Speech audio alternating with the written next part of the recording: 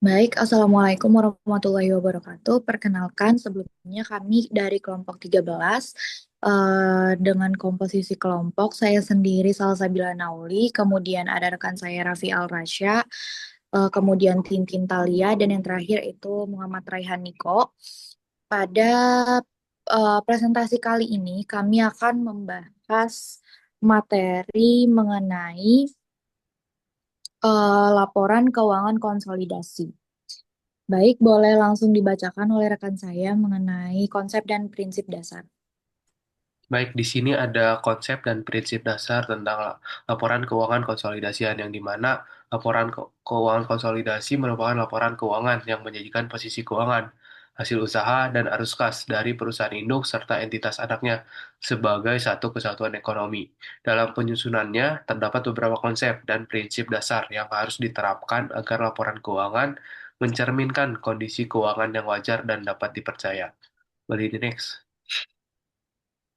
Nah, di sini ada prinsip-prinsip laporan keuangan konsolidasi, yang dimana yang pertama itu ada prinsip pengendalian, yang dimana perusahaan induk mengkonsolidasikan laporan keuangan entitas anak jika memiliki kendali lebih dari 50% saham. Lalu juga di sini ada metode akuisisi, yang dimana aset dan liabilitas anak diakui berdasarkan nilai wajar saat akuisisi. Dan yang terakhir di sini ada eliminasi transaksi antar perusahaan, yang dimana menghilangkan piutang, utang, pendapatan, beban, dan laba belum terrealisasi dalam grup untuk mencegah duplikasi pencatatan. Beri di next. Nah, di sini ada kepentingan non-pengendali dan keseragaman kebijakan akuntansi. Yang pertama di sini ada kepentingan non-pengendali, yang dimana atau KNP, yang dimana menyajikan bagian ekuitas dan laba yang tidak dimiliki perusahaan induk jika kepemilikan anak kurang dari 100%. Dan selanjutnya di sini ada keseragaman kebijakan akuntansi, yang dimana semua entitas dalam grup harus menerapkan kebijakan akuntansi yang sama agar laporan konsisten dan dapat diperbandingkan.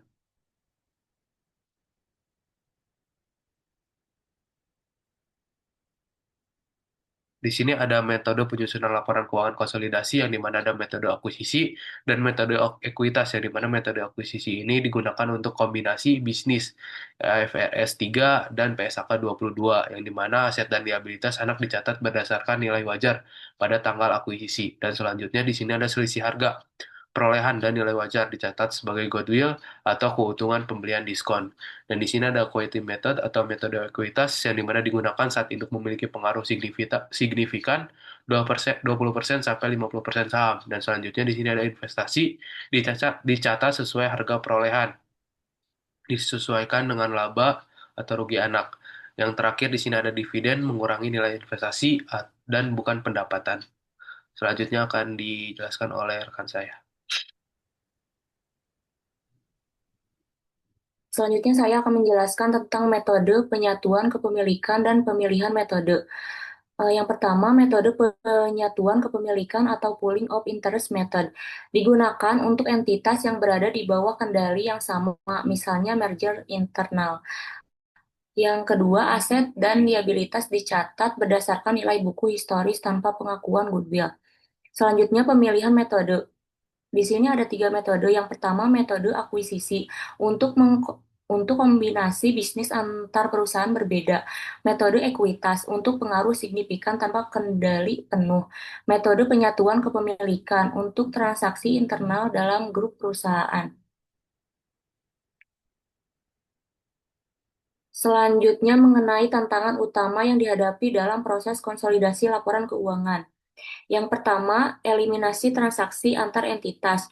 Tantangan yang dihadapi dalam proses ini meliputi identifikasi dalam pelacakan transaksi antar entitas. Dalam suatu grup perusahaan, seringkali terjadi transaksi antar entitas yang melibatkan penjualan barang, penyediaan jasa, pinjaman, pembayaran dividen, dan sebagainya. Identifikasi Identifikasi transaksi ini dapat menjadi sulit, terutama jika setiap entitas menggunakan sistem akuntansi yang berbeda. Tidak ada pencatatan yang seragam atau sistem yang menghubungkan seluruh entitas dalam grup. Volume transaksi yang besar sehingga mempersulit proses eliminasi. Selanjutnya, eliminasi keuntungan dan kerugian antar entitas. Ketika satu entitas dalam grup menjual barang atau jasa ke entitas lain dalam grup dengan harga di atas harga perolehan, keuntungan tersebut tidak boleh diakui dalam laporan konsolidasi sampai barang atau jasa tersebut dijual ke pihak internal.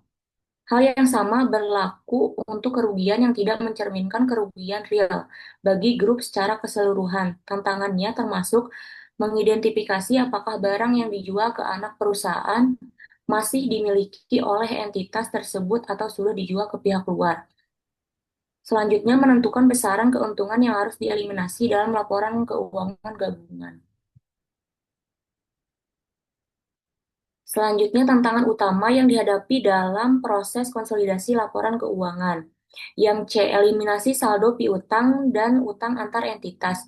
Setiap saldo piutang dan utang antar entitas dalam grup harus dieliminasi untuk menghindari penggandaan jumlah aset dan kewajiban dalam laporan keuangan konsolidasi. Namun, dalam praktiknya sering terjadi kendala seperti perbedaan kurs jika transaksi dilakukan dalam mata uang yang berbeda, sehingga menyebabkan perbedaan saldo di masing-masing entitas. Selanjutnya, adanya perbedaan pencatatan akibat kesalahan atau waktu pengakuan yang tidak sinkron.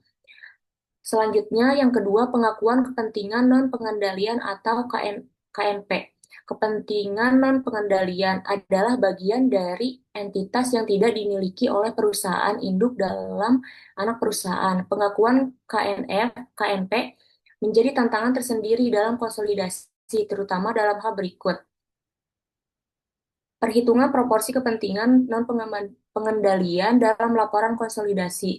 Laba dan aset bersih yang diatribusikan kepada kepentingan non-pengendalian harus dihitung secara akurat. Tantangannya meliputi perubahan struktur kepentingan yang dapat terjadi akibat transaksi penjualan saham anak perusahaan, pembelian tambahan saham, atau investasi baru. Selanjutnya, metode penghitungan KNP dalam laba bersih, terutama jika ada perbedaan dalam metode akuntansi yang digunakan oleh perusahaan induk dan anak perusahaan.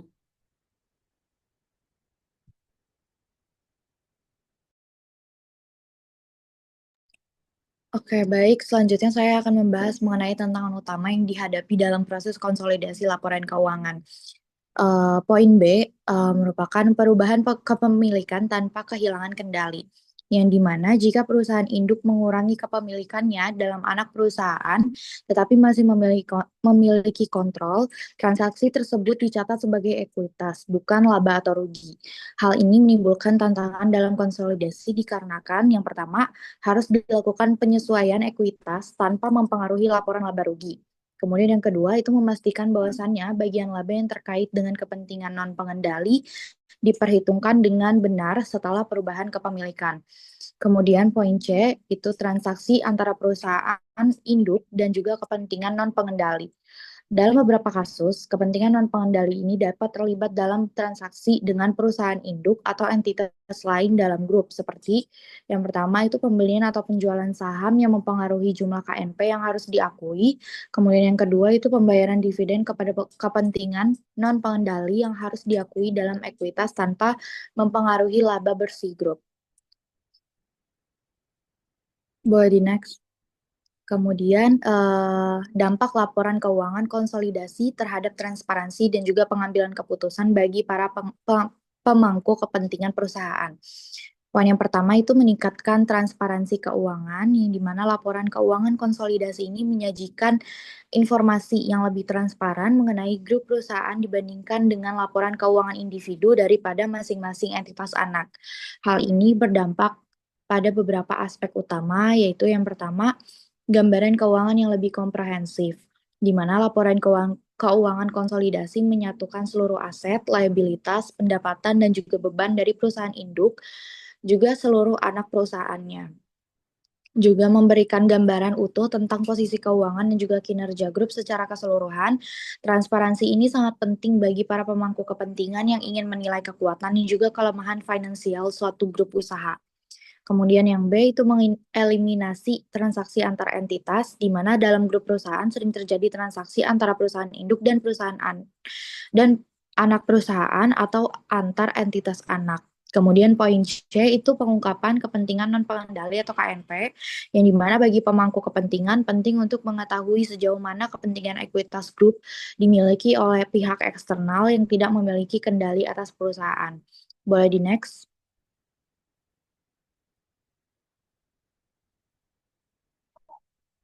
Kemudian, poin kedua itu mempermudah pengambilan keputusan bagi investor dan juga kreditor, di mana investor dan kreditor ini merupakan pemangku kepentingan utama yang bergantung pada laporan keuangan untuk menilai prospek dan juga risiko dari suatu grup usaha. Laporan keuangan konsolidasi berdampak kepada yang pertama itu evaluasi risiko dan profitabilitas. Dengan laporan yang menggabungkan seluruh operasi grup, investor dapat memahami profitabilitas dan struktur keuangan secara lebih menyeluruh.